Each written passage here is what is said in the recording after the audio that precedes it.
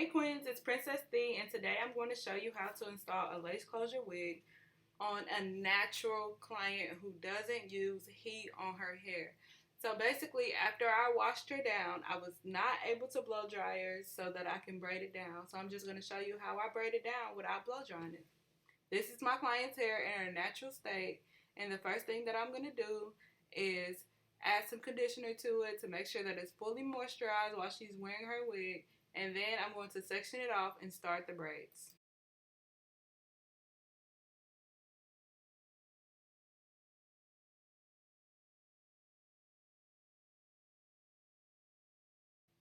Right now, I'm just parting the hair into a few sections, and then I'm going to go ahead and detangle it. And I don't know if y'all see this, but her hair literally just broke my brush. So I just had to get another brush, but whatever, we're just going to go with it. So I'm just going to detangle it, and then I'm going to proceed to braid the hair from left to right, stopping in the middle, and then I'm going to go back from right to left and stop in the middle. If you want to see a detailed view or detailed tutorial on how I do the braid pattern for my lace closure wigs, I'll leave a link into the description box because I made a very detailed video already, and you can just watch that one.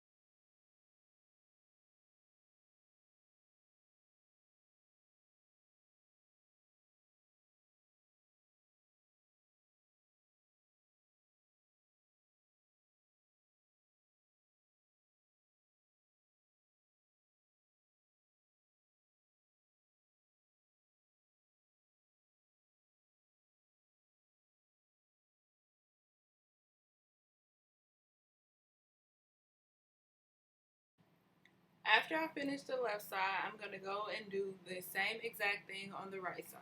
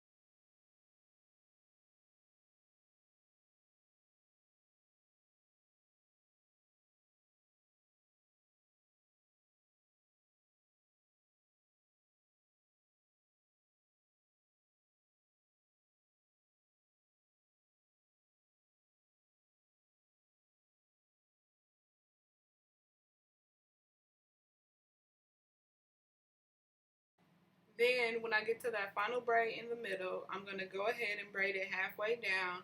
I'm going to take the braid that's on the right side and connect it to my left hand, and then I'm going to connect the braid on the left side and connect it into my right hand.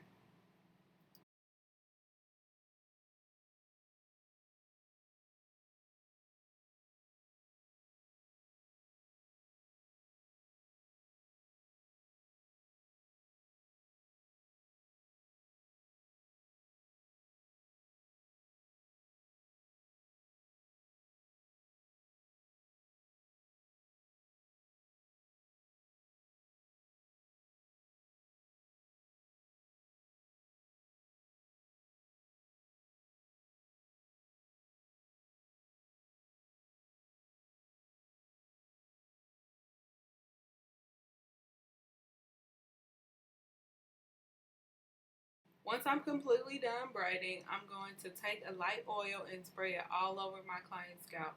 And then I'm going to take a bobby pin and pin that final braid up so that it's out the way.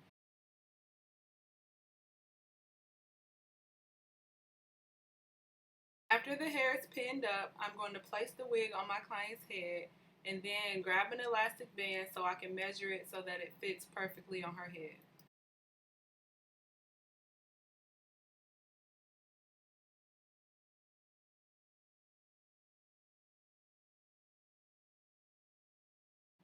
In order to make sure that my measurements are proper, I'm going to take the end of the elastic band and put it towards the end of the closure.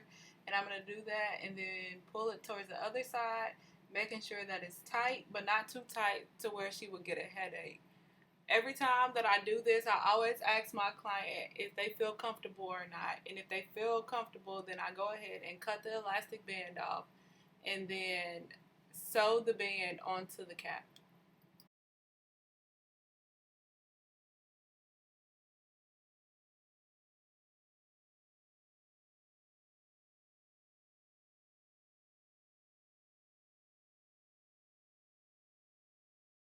My client wants to be able to take this wig on and off whenever she gets ready. So basically, I'm just explaining to her how to put it on. And I always make sure that I make them put it on themselves so they know exactly how to do it and they can ask me questions now and instead of getting home and not knowing what to do.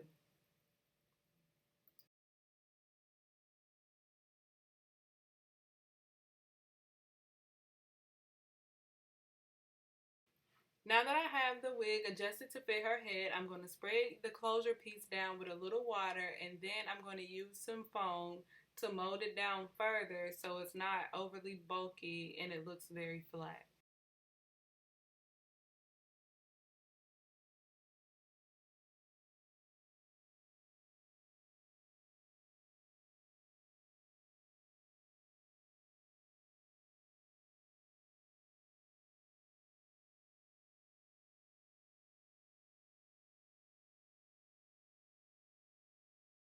After I have the foam evenly distributed, I'm going to take my blow dryer and a fine tooth comb and comb it all the way through to make it even more flat. You want to get the closure piece as flat as possible to make sure that your client's head doesn't look wiggy.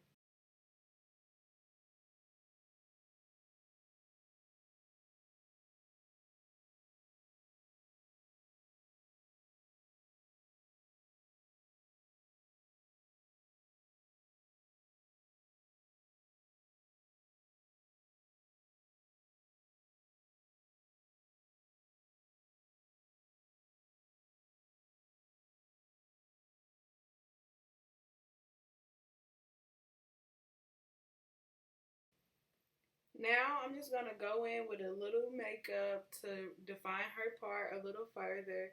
And then to blend the makeup out, I'm going to take some Got To Be Glued spray and spray it down the center. And this just gives it a little more of a fleshy look. I wish I would have like zoomed in on this part, but unfortunately I didn't.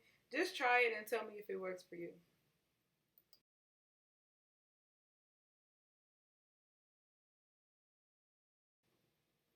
Now that I have that part defined, I'm going to go in and pull out some pieces of hair in the front to create the baby hairs. In order to create the baby hairs, I'm going to use my edge brush and some Got To Be glue gel, the one that's in the yellow container, and I'm just going to cut the baby hairs down a little bit and then swoop them around in a finger waving motion.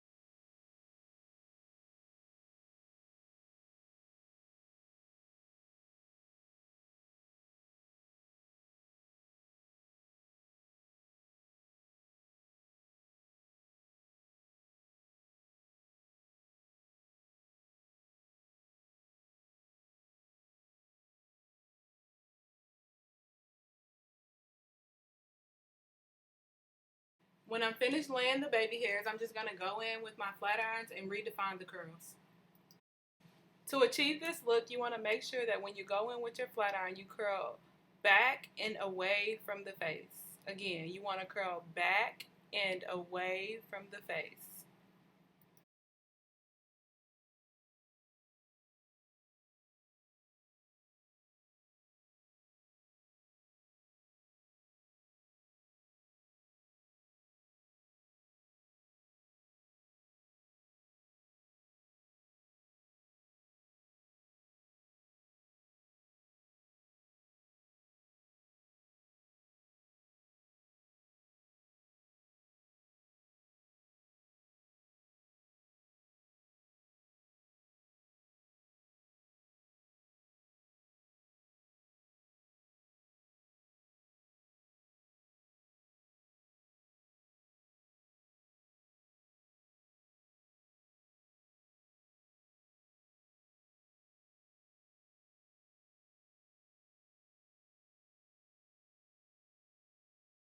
Once I get finished redefining those curls, I'm just going to take my paddle brush and combine those curls together and give it a more seamless look.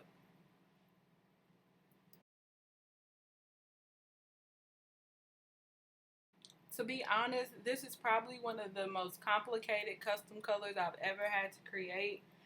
When I first started, I was thinking about making a video on how I color my wig, but like I literally had to correct it like 4 or 5 times, so I just said F it and I just cut the camera off and I just had to focus on like solely getting this color right for her. And it turned out really good and she really, really loved it, and I love it too because it's like pushed me right out of my comfort zone, and it really had to make me think of all the things that I learned while I was in cosmetology school with like color correcting and blending and like I don't know, this color just really gave me a run for my money, and I felt like so defeated after I got done. But then when she told me she liked it, I was like, oh, thank God. Yes, I'm finna email Love and Hip Hop Miami next, cause period. Don't none of their wigs be looking like this. Well, some of them. But not all of them. Y'all, my client is so crazy, but she is so funny and I love it every time she comes to the shop.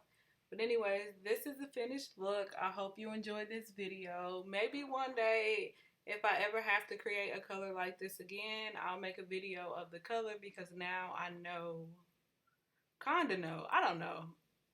I kind of know what I was doing, but it just happened out of nowhere, honestly. Like, I couldn't even begin to tell you what formula I used to mix this color. But anyways, this is the finished look. Let me know how you feel about it in the description box. And make sure you go ahead and hit that subscribe button so you can be updated on all my future videos.